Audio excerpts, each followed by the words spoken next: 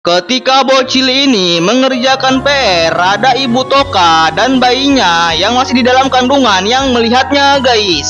Walaupun masih di dalam kandungan, bayi ini sudah sangat pintar. Terlihat bayi ini memberitahu semua jawaban PR bocil itu dengan benar kepada ibu Toka. Kemudian ibu Toka beli buku sangat banyak agar bayinya ikut baca juga sehingga lebih pintar lagi. Tak berapa lama, ibu Toka akan melahirkan bayi pintarnya itu di rumah sakit. Karena pintar, ketika diasuh oleh kakaknya, bayi Toka tidak ingin bermain dan hanya ingin baca buku saja. Setelah itu, ibu Toka ada panggilan mendadak sehingga kakaknya harus bawa bayi Toka ke sekolah. Kebetulan hari ini bocil itu ada ujian, ditambah lagi bocil ini tidak bisa mengerjakannya.